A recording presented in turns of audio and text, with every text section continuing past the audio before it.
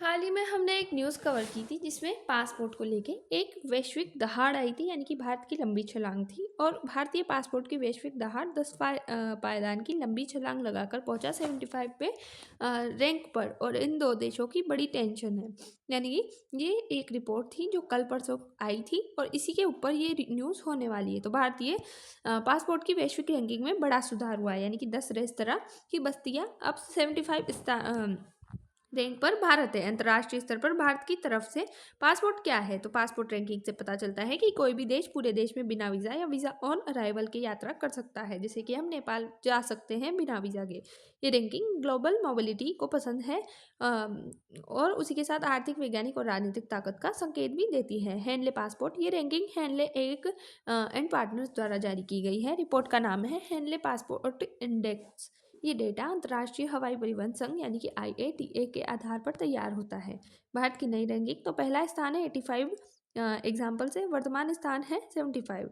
10 आशिकों की भारतीय पासपोर्ट से लगभग 55 से 60 देशों में वीज़ा मुक्त या वीज़ा ऑन अराइवल सुविधा है।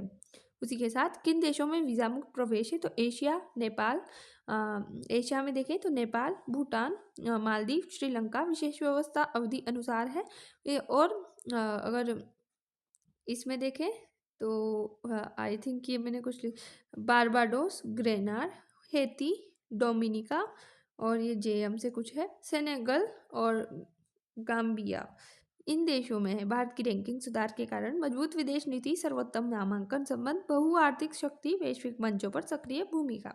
किन दो देशों की शोभा बढ़ाते, तो क्षेत्रीय प्रतियोगिता, वैश्विक प्रभाव में बढ़त और दक्षिण एशिया में भारत की मजबूत स्थिति को ये दर्शाता है। भारत बनाम पड़ोसी देश की तुलना देखें तो पाकिस्तान रैंकिंग नीचे है, बांग्लादेश अलग स्थिति है और भारत तेजी से सुधार कर रहा है।